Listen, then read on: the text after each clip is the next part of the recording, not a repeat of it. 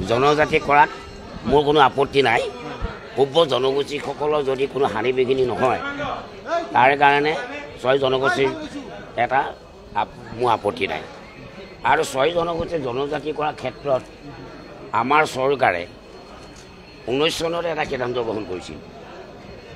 আজি আমাৰ মাননীয় জনপ্ৰিয় মুখ্যমন্ত্ৰী ডক্টৰ হিমন্ত বিশ্ব শৰ্মাৰ নেতৃত্বত যোৱাকালি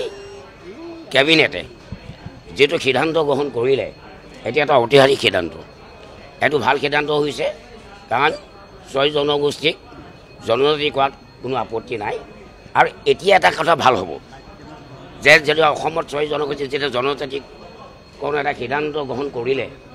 আৰু সেই সিদ্ধান্তটো কেন্দ্ৰীয় মন্ত্ৰালয়ে প্ৰেৰণ কৰিব কেন্দ্ৰীয় গৃহ মন্ত্ৰালয়ে প্ৰেৰণ কৰিব হক জনজাতিসকল আৰু লগতে মোৰ ব্যক্তিগত মতামত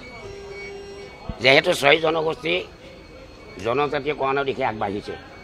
আৰু অসমখনক এখন জনজাতি ৰাজ্য হিচাপে ঘোষণা কৰাৰ কাৰণেও আমাৰ চৰকাৰে প্ৰেৰণ কৰিব লাগে তেতিয়াহে অসমৰ খিলঞ্জীয়া ৰক্ষা কৱচ অসমৰ জনজাতিসকল ৰক্ষা কৱচ আৰু অসমৰ জাতীয় খিলঞ্জীয়া ৰক্ষা কৱচ ভাল হ'ব